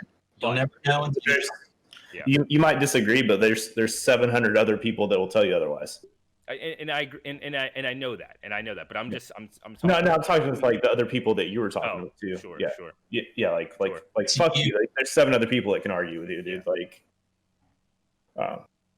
sorry, I didn't. I was just like, I don't. No. I agree. No, I totally agree. Like I'm talking to guys and girls exactly like me that listen to this type of shit and go, yeah, whatever. You know what I mean? Because I started this and I have the same mindset as you, it only works because it works, and it only works for one another because people work for one another. That's it. It's the only reason why. And I'm really glad that places like Discord exist. Yeah. Because partnered soon. Oh, that's so good. I was like a minimal Discord user prior to this community. Like this community, all the other ones I've kind of got sucked into, it's showing me how big and how much you can do with Discord, and I never thought that that's what. In May, I didn't have Twitch, I didn't have Twitter, I didn't have Facebook, I didn't have an Instagram, I didn't have Discord. All of besides Instagram, all of this is completely new. I'm very new to Twitch. I'm very new to using Discord. I'm very new to using Twitter. And Facebook is so fucking random now. Like I haven't used that in 12 years, so I'm very new to that as well. Yeah. I didn't know any of this existed. I didn't know Twitch and Twitch communities existed until May 2020. Yeah. Tosca, let me jerk you off a little bit. Yes. And that's just a testament to how far this can go, is because you've only been doing this for 6 months and you've created this massive community that is so supportive of one another and has brought success for everyone that's in there. And if you have the passion and the drive and the desire to go further, you will do it. Like it's not a matter of how, it's just win. And you've seemed to be able to ignite that fire in everyone. I'm serious. I'm serious. I have a passion. I have direction. I have concept, and that's the difference. That's what differentiates from the communities that are just 50, 100, 200, 300 people that are just friends and don't have a mindset and a concept. And there are people that do have that mindset, but don't have the know-how or not that I know everything, because I don't. I'm a fucking idiot, but I'm learning, and I have a passion to take this to a level where you guys are all where it's all fruitful for everybody. There are new members every single day that I work for to ensure that they're getting what they need. There are people that have been in here for months that I work for to ensure that needs are being met. So, and I think that's the difference between a community that just exists versus a community that has a direction and point. Right. Because I mean, you can use Discord for like LFG groups or like social media or whatever, but like when you create something that actually brings people together and helps build people together, it's a completely different thing. Like that's what makes what we do, what you've created, and what we're all a part of that much more amazing. So from the start. So thank you. Are you going to finish anytime soon, or did you keep going? Who, me? Yes. No. You're gonna have to try harder than that. I know. I gotta get the balls too. Damn. Spit on it. Nice. Yeah, actually, I weirdly just said that Discord is the backbone of the gaming community, which I do agree with. It connects all of us, and that brings me to a point that I brought up in a previous episode where they need to find a way to incorporate Discord into like the console gaming. Oh yeah. There's a lot of gamers that are like, I can't talk to you exactly because I only have a phone. Yeah. And the phone sounds like dog shit. Yep. I don't have a microphone like this that I can use. So yeah, I totally agree. We actually have a PC. Like last week, we were playing COD with Ron, and he's like using his phone with his headset, and it's a nightmare. If they can incorporate that, man, problem solved. Yeah. Sorry, dude. I feel like we skipped like some more bullet points on the articles, but I feel like that was well worth it though. Like just getting that talked about, because we still got a few things to go over. Yeah, just a couple left. I mean, that's fine. Everything's good. It's not gonna happen every time. But just to kind of piggyback off what you said, just real quick, and that's the same thing that I want to do with this podcast. I want to get, and I think Jeff has kind of put this in my mind a little bit more as this has went on. I'm all about the news. I hate, one thing that drives me crazy is when somebody talks to me about something that they think they know something about, but they don't know anything about, because with the age of the internet and everything that we have, Facebook and so on and so forth, we have fake news, and I want to be able to get the facts out there. And that's the whole point of this podcast. But like I was saying earlier, Jeff has kind of put me onto this whole new thing of I also want to be able to get other people in here. I want to get people in the community. I want to get other gamers that we know and get their opinions and see how they feel about it. And by doing that, I'm able to also give them a reach for other people who may not know them, and then vice versa, people that may not know us but know them. So that's all I wanted to say. Yeah. Yeah. That was all. We got 2 stories left here for us today. On some good heartwarming news here. This is from GameRant.com. Richard Warren, an official Metal Gear Solid prosthetic arms now available for amputees. For any amputee in need of a prosthetic arm, an official design based on an arm worn by Venom, Snake, and Metal Gear Solid is now available. Metal Gear is one of the most influential video game franchises ever, and now it seems like the impact of the series is being seen outside of the gaming world. Konami has partnered with prosthetic company Open Bionics to release a themed arm themed in the Metal Gear Solid universe, and it looks just as good as the one used with the games. This is not the first Metal Gear prosthetic that has been created. Back in 2015, Konami helped develop an arm for another amputee gamer, James Young. The first wearer of the Metal Gear Solid prosthetic lost an arm and a leg via an incident on the tracks of a London DLR metro system. As it turns out, Konami has repeated it with a good deed once again with another UK citizen donning a Metal Gear prosthetic. With the themed arms now available to the public, more and more are likely to be seen as time goes on. I think that's wonderful. I think the whole disabled gamer exists, and that's not going to stop. I think the fact that games are free for everybody to play, but not always accessible for everybody to play. But there are those badass gamers that exist, casual gamers, but also the badass gamers that exist that are they give a big fuck you to my disability and still be able to fucking shred significantly better than I will ever play any game ever to exist with a quote unquote disability.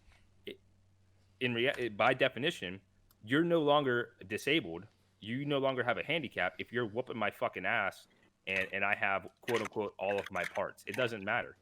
So I think that a game company, knowing that exists and knowing that people like that exist, and they're saying, hey, we see you, we're gonna give back. We have the funds in the know about to be able to give back. I think that only fucking ties it together. Hey, man, you've been playing our game for years and you're fucking amazing at it, and you give us all of the credit, and you have a disability. Let us do more for you and give back. I think that's wonderful. It's absolutely because this isn't gaming related, but a few years ago, Robert Downey Jr. went to hospital and they had a prosthetic arm built for a kid that was an Iron Man arm. It was like the coolest shit ever. But to what you're saying, like a lot of people forget that there are disabled people that still game. And fucking shred. Yeah, dude, absolutely fucking murder it. Before you go any further, I just want to say the reason that I brought this story on board today was because of someone that I was able to find in the Tosca community was Southpaw. I didn't know that he had Oh, dude, Southpaw fucking shreds. And I'm like, I personally like, people can hate what the fuck ever. I think it is the coolest fucking thing in the world to sit here and watch somebody like that play a damn game. Like, beyond amazing to me. I like that he has his camera, going, it kind of pointed down. You can actually see him play that mouse and keyboard. And we have another as well. We have another, his name's Single Handed Bandit. And he plays with the PS4 controller here. And he does hand cam as well, and he'll take the camera and put the camera down by his thing, and he uses he has a bum hand. I don't know the medical term for it, but he plays like this. Fucking think about that, dude. That's amazing. He plays like this. Yeah. Probably better than us too. Hands down, probably better than us. And he first person shoots, and he's great. Really we have another member as well, and he's a mute. Or actually, I don't even know what their pronoun is. They're a mute, and it doesn't stop them from being a streamer. I know that's not necessarily a gamer, but a streamer themselves.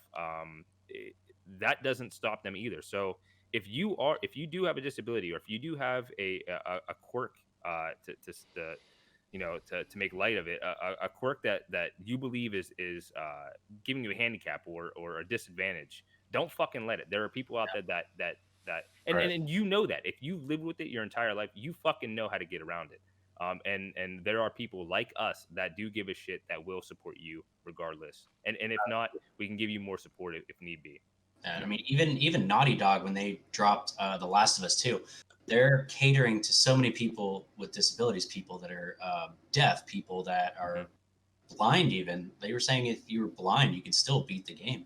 That's Or wild. something like that. It's absolutely insane. Yeah, The going way I back to play that, Call of you're Duty- 100% correct. Like the menu controls for that game, just aesthetically, like there's so many customizability options when it comes to how you can play that game, and I hope to see going forward that a lot more games kind of incorporate that. Yeah. No, I haven't had like the actual opportunity to watch Single Handed Bandit, but Southpaw is a really good friend of mine that I have actually met through. Oh, Michael, what happened to your stream, dude? There's that me. No, you still. That's you. That's me. Okay. One thing I've noticed about him is like he's literally demolishing everyone that he plays in any game at all. Like if you ever have the opportunity to game with him, take it up. Because he will actually fucking show you how it's done. Yeah, absolutely. Which is crazy because I mean he's like he said like, he's rocking a nub and he'll fucking tell you just like exactly how it is. Like he's like, dude, fuck it. Like this is my brand. This is what makes me unique, and he embraced it, and it's amazing. You're talking about Southpaw, right? Yeah. Yeah. I love how if you ask him about it, the only thing he'll tell you is it's Maybelline. I love that. Yeah. Yeah. All right. Well, So don't ever let. I just want to say, like, don't ever think that because you feel like you can't do something that you can't. No, like, hands down. Like, you can always do whatever. Like, you just have to have that perseverance and that drive and that desire, and you can fucking do whatever you want. Impossible is not a word in our dictionary. No, the more you know, in the background editor. All right, so we're rolling up here on closing time. We got about 10 minutes left.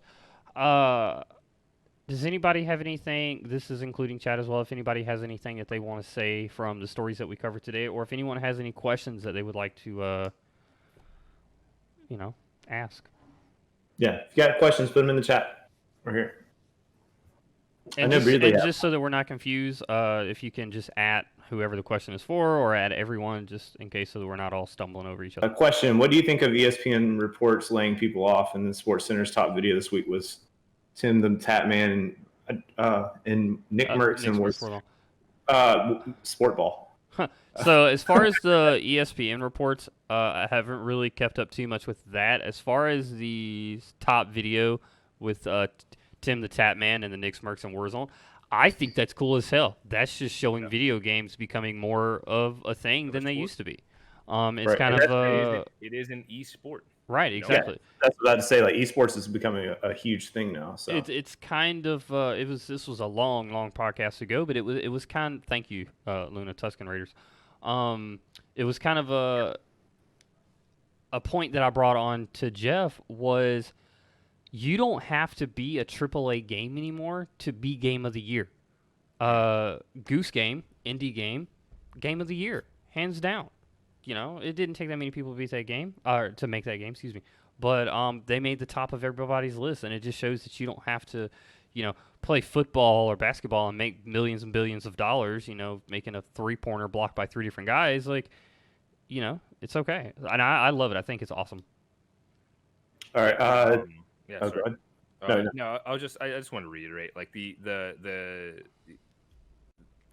it's like almost too late. Like the esports thing is like we don't have baseball, we don't have basketball, we don't have football. I mean, they do now, but like they 100% cashed in on. Well, they're fucking that esports thing. Fucking Dale and IT was like, hey, we should fucking start promoting esports. It's like, yeah, hey man, you fucking should have been. You're doing it now because you have to, but like, where were they before? Right. I'm not mad that they're doing it now, but it's kind of like, oh, you're cashing in right now because you have to. Where before it was like you should have just in general. Question for Toskamiri: why are you so nice? I'm not. No, he's an asshole. Fucking I'm not. He is 100% not my dad. Jeff, did you want to alliterate on that question? No, I was about to read Tay's question. Yeah, go for it. Do the streams you guys like to watch reflect the games you like to play? Most of the time, yeah.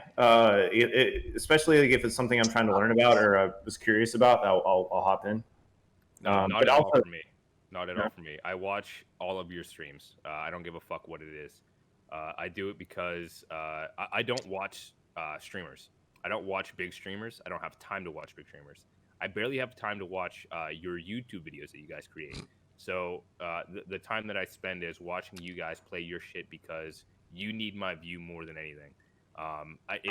If I can spend 20, 30, 40 minutes, an hour in a stream that has 1,000 people, I'm missing out on 10, 15 people that I could be watching to ensure that they're getting the support. So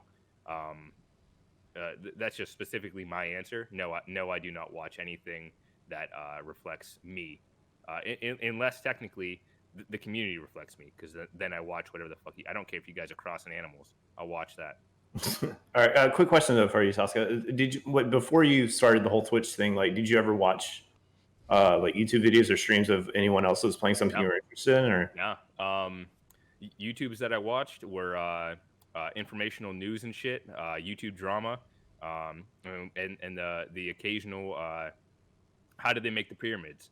I never I got into YouTube gaming only when I had a question or two. You know, like you said specifically, but the of course I know I know streamers, Ninja and all those people. Like I know of them, and I've seen clips and things like that scrolling through the internet. But when I started streaming, I started streaming because I enjoyed being able to talk to undiscovered streamers. And then when I realized how much fun that is to be the viewer, I wanted to provide the content for those people. So yeah, I absolutely never touched Twitch before May. Gotcha. All right. Evan, did you want to answer that question, buddy? Yeah, I don't know. I think when I first installed Twitch, I would look up bigger streamers or games that I was interested in. I think the main reason I got Twitch was Bungie was doing some sort of Destiny reveal on Twitch. I think that was the main reason I got it. And then I just sat on the account for years. But now I tend to go to the people that need the views. I'll go in there to hang out. Like Tosca said, I don't really care what they're playing. I'll just go in there and hang out, support them. So for me, like I will go in and I will watch on Twitch games that I'm interested in at the time. So for instance, you know, the Spider-Man Miles Morales, or I'll go in and I'll watch Watch Dogs Legion. But when I do that, I'll go in and I'll go all the way down to who has the lowest viewers, and I will tune into them, and I'm gonna get in their chat and start talking, and that's typically what I do if I do watch Twitch. If I'm not, you know, if I don't have someone else's tab open or so on and so forth. Right. I started streaming because I found an undiscovered streamer. I went to YouTube for information on the Forest. I had just bought the Forest. I bought Raft, hated Raft, and I was like, fuck it, I want a different survival game. So I bought the Forest, and I went into just like exactly like you said. I saw the 100, 200 views, and I went down to like the tens and fives and shit like that, because I knew the concept of streaming, and I knew that I wouldn't be able to have a conversation with someone that high, which I didn't realize that it was that 100 is really not that high. But I went in, developed a relationship with that streamer, and then it blossomed from there. And that's how Tay mentioned that I met her. I went into more Forest streamers because it was really fun to watch that, and I did that with intent for more information. YouTubers didn't create videos with guides. You know, if I had a very specific question, how do you do this? I couldn't ask YouTube. I had to go into Twitch itself, so I re-downloaded because I had the Twitch account, but I re-downloaded for that specific instance, and then from there, I realized I could do this, and I really wanted, and I felt really passionate about it. All right. Yeah, that's amazing. So we got two loaded questions in the chat right now. The first one's going to be from Luna. What brought you guys to do this podcast today? Hey, we're going to finish up on those two. I was told to be here. I'm just here so I don't get fined. Yeah, we're just trying to avoid all DMCA's right now. Uh, no, it's this was something that we've always wanted to. We've always wanted to branch out the podcast and do something a little bit different than what we usually do. As far as like recording on Sunday, editing Monday, releasing on Tuesday, and Tosca being out of state, this kind of brought that opportunity a little bit more to the forefront.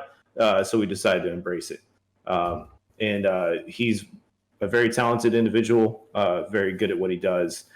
So we definitely wanted to have him on, pick his brain a little bit, and have him relate, to you guys, what he's all about and what his opinions are on today's topics.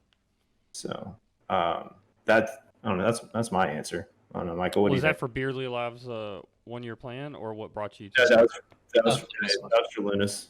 Lunas? Oh, okay, nice. Beardly Live asks, where did it go? The chat's going crazy. What is everyone's 1-year Oh, plan? yes. Thank you. Bring up plans, next project, maybe goals. So my plan for this podcast, like I said, it's my baby. I care more than anything about this podcast, just because, like I said, I want to get everyone involved. I want everybody to be able to hang out, meet new people, learn new things. And occasionally, from time to time, I will jump on Twitch and I will, go through the whole editing process on how I get all this stuff done. But as far as the plan for me is, I just want to keep improving the podcast, whether it's visually, aesthetically, just my editing and stuff like that. And it's one thing that I've noticed, going back and watching Jeff and I's old videos. If you go back and watch those videos, they're cringy as hell.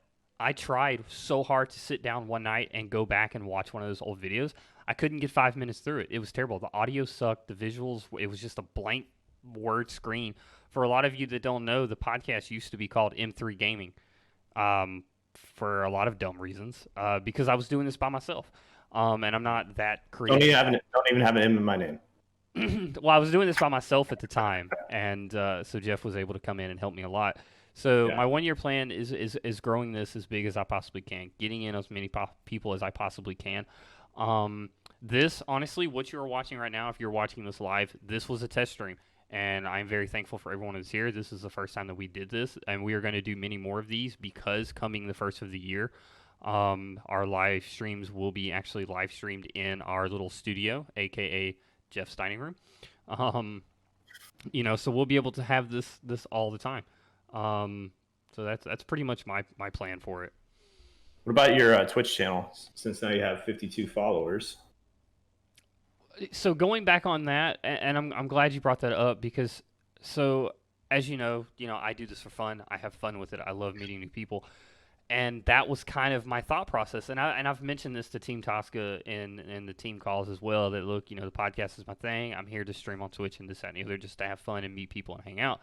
But I was talking with Tay Dorbs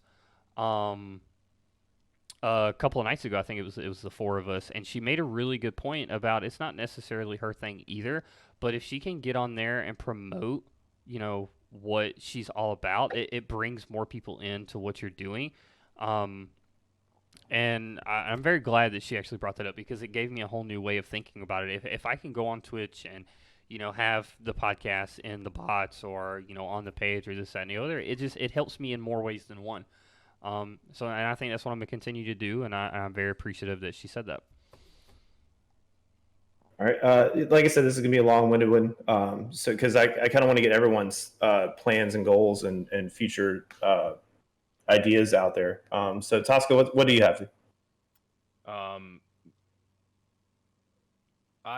My goal is, I say it all the time, and I said it multiple times already. It's not fame. It's not definitely success, but I gauge my success in the ability to help others.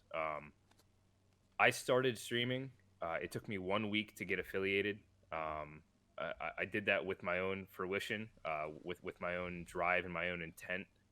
It was very calculated. I had a purpose when I started, but it doesn't fucking matter how much purpose you have, or how creative you are, or your concept, if you don't have the support. So I was supported so strongly in the very beginning of this, that and being new to Twitch, that I didn't know that it was hard to become affiliated.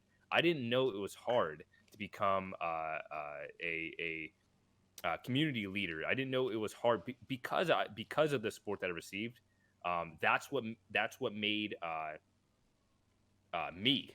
And every day that I exist on this platform is because of the support. So it started with my support. So it sure as fuck won't end with me just receiving. So I pump my end of the year thing is to get as many people in my bubble, in this thumbtack that I exist, this very small point on Twitch, on YouTube, on Twitter, to be as influential as possible, to get this community to the point where when you walk down the street, you see a shirt, and then you're on Twitter, and then you see a hashtag, and you may be a fucking 80-year-old woman not knowing what Team Tosca is, but now you know because that's how large this is. And again, it goes Team Tosca, not Tosca Team. It is the team first, and then from there. So if I can get this thing to grow to the point, and I can sit in the back burner, that's fine. So long as I get this thing to avalanche into a higher point of quality and just reach as many people as I physically can to help one another. So when you come in and you say, "Hey, I'm starting a podcast," or "Hey, I've had a podcast for 2 years and it's just not taking off," well, boom, motherfucker, now you got it, because now we know who you are. Now you exist, and we know of your existence, and we can help you. And then at end of this year, like by this point next year, I will be partner. I'll be partner on Twitch, and I will be partner on Discord, and I will have a Team Tosca stream team. So when you go to my stream, you can see Team Tosca. When you see Team Tosca, you can click that link, and it will show you the 400, 500 people that exist within our realm that are online currently. Other than that, like it's I take it month by month. I take it day by day. I take it month by month, and I'm projecting no more than 3 months ahead to where I'm at. Fuck yeah, dude. So top of the year, everything's gonna fucking light up. Oh yeah, dude. All right, what about you, Big Deadly? What's on your pipeline? 1 year plan, I'd say obviously grow my channel as much as possible, but at the same time trying to help others grow in the process, like Michael, try to get that affiliate. I want to help others grow. I think that's an amazing way to go about it. And like I said, that wasn't even a thought in my head when I started this thing. But now that's kind of where my attention has turned to. I'm loving the Team Tosca thing. I think it's super great that everybody helps each other. I like having the streaming thing and then the podcast thing, and I like how they can tie together. We have Tosca on right now. We can have others on in the future, get to know everybody, start extending that reach even further. Ultimately is my goal. I know we talked about this last week, real quick, Evan. I don't want to cut you off. Go for it. If you do /mod space at Kindred Luna, you can make them a mod like right now. All right. In your, I don't know if it's in your stream Twitch or stream chat, but I know if you're on OBS, you can do it in there. What is it? One more time. /mod space at Kindred Luna, and then the number the 5862.